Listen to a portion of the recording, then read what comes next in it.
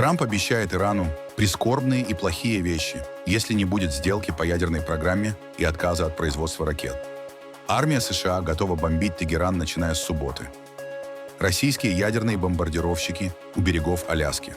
Американские истребители подняты по тревоге. Съезд ХДС в Германии. Объятия Мерца и Меркель и громкая речь канцлера. Россияне совершают преступления хуже немецких нацистов. Расследование британской The Guardian. Украинское руководство игнорировало все предупреждения о нападении Путина в 2022 году. Собрали сотни свидетельств. А теперь об этом подробно и по делу. Это один день. Подпишитесь, поставьте лайк этому видео и оставьте свой комментарий. Заранее спасибо и начинаем.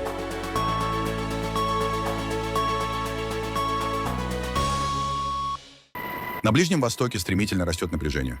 США наращивают военное присутствие в регионе, перебрасывают корабли и авиацию ближе к Персидскому заливу, а Иран демонстративно показывает, к возможному силовому сценарию он готовится всерьез. Тегеран укрепляет ядерные объекты, восстанавливает ракетную инфраструктуру и одновременно усиливает контроль над ситуацией внутри страны. На этой неделе переговоры между иранскими и американскими представителями в Женеве продолжались более 3 часов, но ощутимого результата не дали. Глава МИД Ирана Аббас Аракчи заявил о согласовании неких руководящих принципов. Однако вице-президент США Джей Ди Венс подчеркнул, Тегеран так и не признал красные линии, обозначенные президентом Дональдом Трампом. По данным источников в Вашингтоне, американские военные могут быть готовы к операции уже начиная с субботы 21 февраля. Вы сегодня сказали по поводу Ирана, что произойдут плохие вещи. Да, плохие вещи. Очень плохие вещи. Что именно это? Я не собираюсь говорить с вами об этом. Каковы цели, если будет военный удар США? Ну, мы либо заключим сделку, либо заставим заключить сделку, так или иначе. Но если военный удар будет нанесен, чтобы дождаться ответа о сворачивании их ядерной программы? Я не собираюсь говорить с вами об этом. Но мы либо получим сделку, либо для них это будет прискорбно. Вы сегодня сказали 10 дней, чтобы заключить сделку. Я думаю, этого будет достаточно. 10-15 дней. Практически максимум. После израильских и американских ударов в июне прошлого года Иран активно восстанавливает поврежденные ядерные объекты. Спутниковые снимки фиксируют ремонт на ракетных базах, в том числе комплекса Имам Али в Хорамабаде, а также восстановление авиабаз в Тибризе и Хамадане. В Шахруде ускоренными темпами запущено производство твердотопливных ракетных двигателей, технологии, позволяющие быстро приводить ракеты в боевую готовность. Параллельно Тегеран усиливает защиту ядерной инфраструктуры. Подземные комплексы в районе Натанза и на военном объекте Парчин заливают бетоном, входы в тоннели дополнительно укрепляют, ключевые сооружения маскируют и засыпают грунтом. По оценкам экспертов, восстановление и модернизация идут быстрее, чем ожидалось. Меняется и система управления. Создан новый Совет обороны, в ключевые структуры назначены ветераны Корпуса стражей Исламской революции. Одновременно власти жестко подавляют протесты, усиливают контроль над обществом и обвиняют оппозицию в связях с иностранными разведками. На внешнем контуре демонстрация силы. Иран проводит учения в Персидском заливе, временно ограничивает движение в Ормузском проливе, артерии, через которую проходит значительная часть мировой нефти. Прошли и совместные маневры с Россией в Оманском заливе. В ответ США направили в регион 2 авианосные группы. А в целом концентрация американских военных сил в регионе сравнима лишь с подготовкой к войне в Ираке в 2003 году. Президент Дональд Трамп выступил с очередной экономической речью в Джорджии, стремясь убедить избирателей в том, что у него и его коллег-республиканцев есть план по снижению цен в преддверии промежуточных выборов в Конгресс в ноябре. Выступая перед собравшимися сторонниками на предприятии по дистрибуции стали в городе Роум, штат Джорджия, Трамп похвалил растущий фондовый рынок, свою тарифную политику в отношении иностранных товаров и увеличение иностранных инвестиций в экономику США. Но особое внимание привлекли высказывания Трампа о Венесуэле, выводе американских войск из Афганистана и войне с ИГИЛ. Темы актуальные, учитывая ситуацию с Ираном. У нас отличные отношения со страной под названием Венесуэла.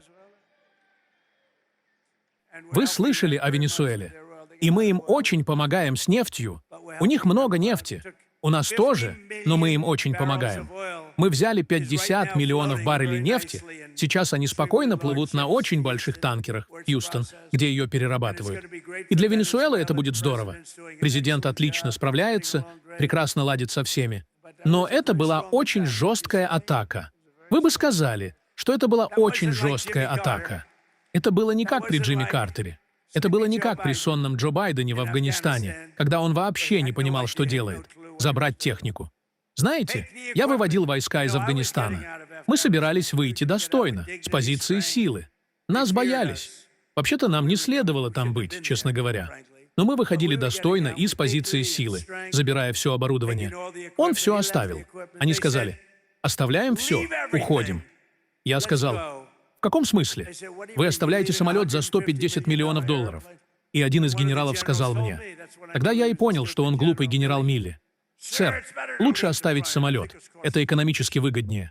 Можно оставить самолет за 150 миллионов, потому что вы не хотите заправлять его баком топлива». Эти люди были такими глупыми. Но теперь у нас генерал, который наводит порядок. Он немного другой. Все по-другому. Мне говорили в моей первой администрации: «У меня были эти генералы, ну что это вообще такое?» Я никогда раньше этим не занимался. Так что я выбрал пару неудачников. Первое, что они мне сказали: понадобится 4 года, чтобы победить ИГИЛ. Я сказал: как это может занять 4 года? У нас лучшая техника в мире. Почему? И я восстановил армию в свой первый срок. Я сказал: почему это должно занять 4 года? Он сказал: ну, я бы... Тогда я решил поехать в Ирак и полетел туда. Я был невероятно храбрым, настолько храбрым, что хотел вручить себе медаль почета Конгресса. Я сказал своим людям: могу ли я вручить себе медаль почета? И знаете, я вручил их так многим действительно храбрым ребятам. Они приходят, у кого-то нет рук, у кого-то нет ног. Истории просто невероятные. И мне сказали: это будет уже перебор, если я сам себе ее вручу. Но, знаете, однажды я попробую. Я проверю закон. Я скажу: давайте попробуем. Может быть, я выиграю в суде после того, как все скажут. Если радикальные левые безумцы сейчас это услышат, смотрите фейковые новости. Вы же понимаете? Я шучу. Фейковые новости скажут: Дональд Трамп хочет вручить себе медаль почета Конгресса. Но его освистала публика, которая встала и громко его освистала. Они говорят такие вещи. Это поразительно. Президент США Дональд Трамп внезапно приказал Пентагону рассекретить все материалы, связанные с НЛО, инопланетянами и возможностью существования внеземной жизни.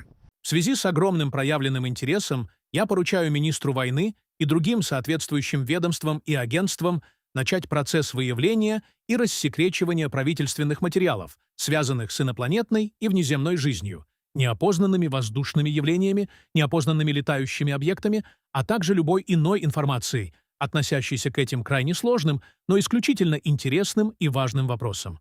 Боже, благослови Америку! Чуть ранее, во время брифинга на борту президентского авиалайнера, Дональд Трамп обвинил бывшего главу государства Барака Обаму в разглашении секретной информации после его высказывания о существовании инопланетян. При этом Трамп не привел никаких доказательств. Обама якобы извлек это из секретных данных и совершил большую ошибку. Барак Обама сказал, что инопланетяне существуют. Вы видели какие-либо доказательства присутствия нечеловеческих существ на Земле? Ну, он раскрыл секретную информацию. Ему не положено этого делать. Значит, инопланетяне существуют? Ну, я не знаю, правда это или нет. Могу сказать, что он передал секретную информацию. Он не должен был этого делать. Он совершил большую ошибку. Он вывел это из разряда секретной информации. Нет, у меня нет мнения по этому поводу. Я никогда об этом не говорю. Многие говорят, многие верят в это. А вы верите, Питер? Ну что ж, если президент сможет рассекретить все, что захочет, мы наконец-то получим ответ.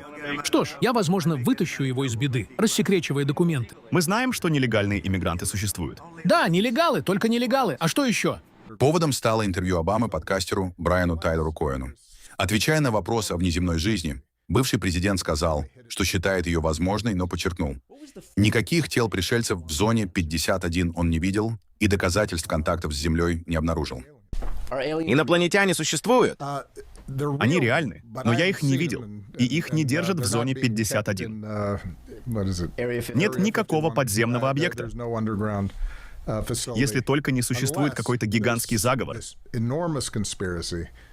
И это скрыли от президента Соединенных Штатов. Какой первый вопрос вы задали, когда стали президентом? Где инопланетяне? Где они? Позже Обама уточнил в соцсетях: за время его президентства не появилось ни одного подтверждения того, что инопланетяне посещали Землю. Его позиция основана лишь на высокой статистической вероятности существования жизни во Вселенной.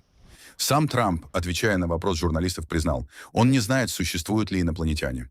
Тем временем Пентагон в последние годы неоднократно заявлял, что расследование сообщений о НЛО не выявили никаких доказательств присутствия внеземных технологий или контактов с Землей.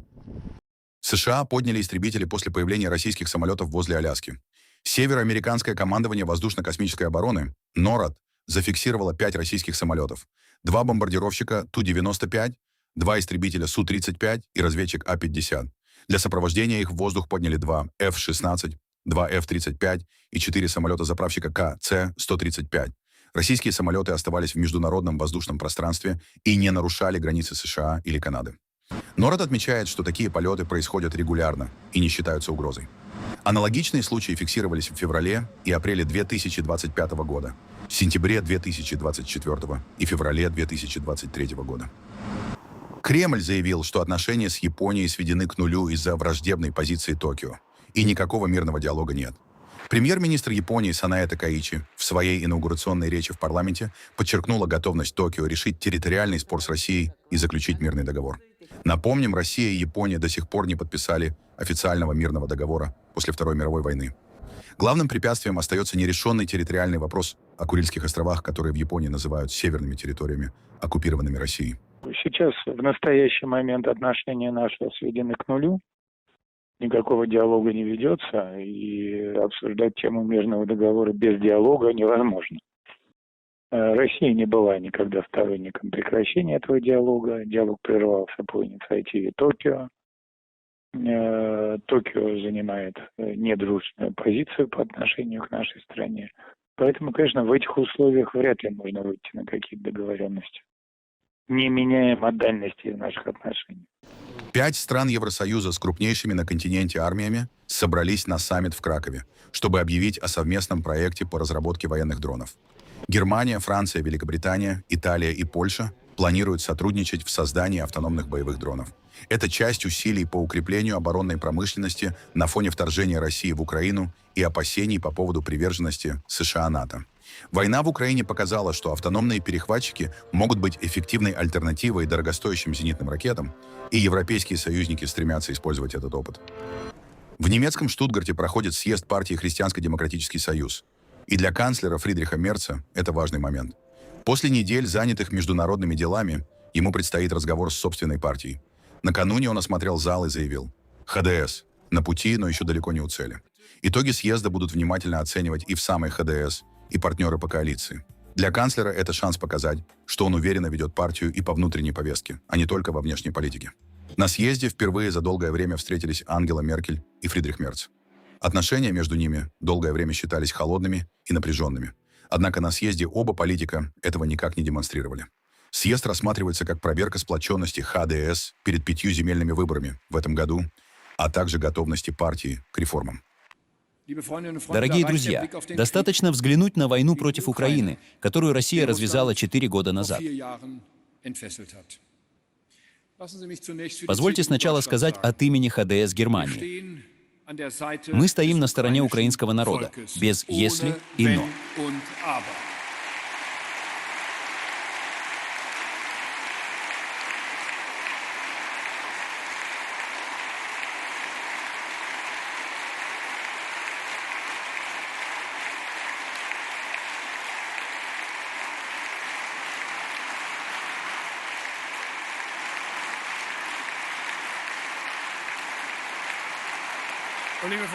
Дорогие друзья,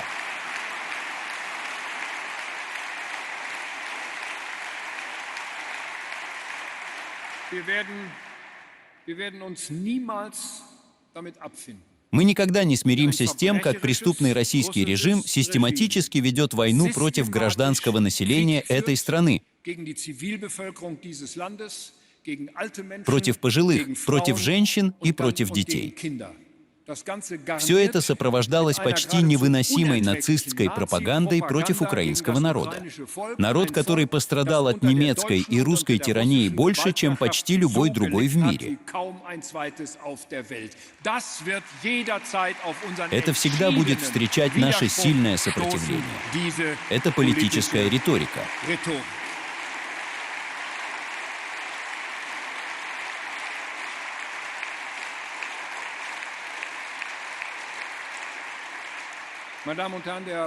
Дамы и господа, война в Украине также ясно показывает одну вещь. Мы больше не живем в старой системе, но и не полностью в новой. Мы живем в этой части Европы. Мы не воюем, но и больше не в мире. Угроза нашей свободе ощущается. Мы становимся свидетелями кибератак на наши сети данных, террористических атак на электроснабжение, заказных убийств в центре Европы. Мы видим шпионаж, пропаганду и систематическую дезинформацию.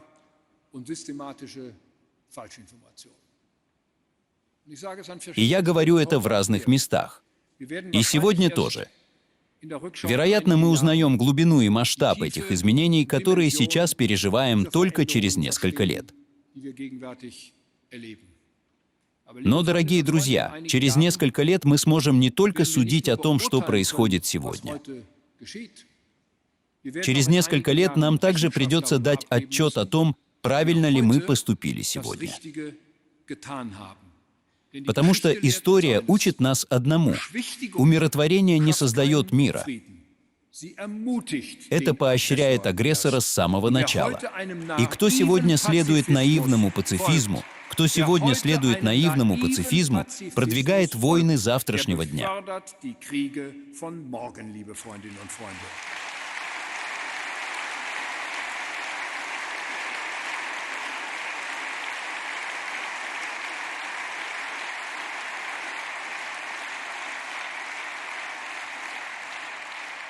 В Украине почтили память погибших на Майдане в феврале 2014 года.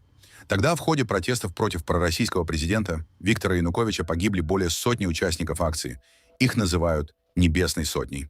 Зеленский с супругой, а также зарубежные дипломаты зажгли свечи у мемориала и почтили минутой молчания тех, кто отдал жизнь за свободу и демократические перемены в стране. Суд в Украине в 2022 году заочно арестовал Януковича по обвинению в государственной измене.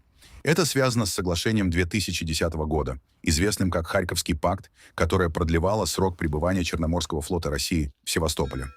Ранее Янукович уже был приговорен к 13 годам тюрьмы за письмо Владимиру Путину от 1 марта 2014 года, в котором он просил применить на территории Украины российские вооруженные силы и полицию для восстановления порядка после массовых протестов.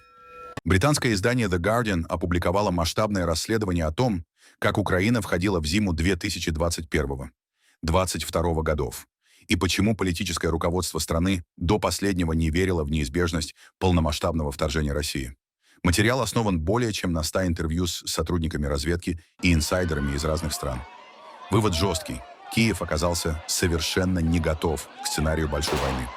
По данным издания разведки США и Великобритании, ЦРУ и Ми-6 еще осенью 2021 года передали украинской стороне меморандумы с предупреждением: Россия готовит полномасштабное вторжение.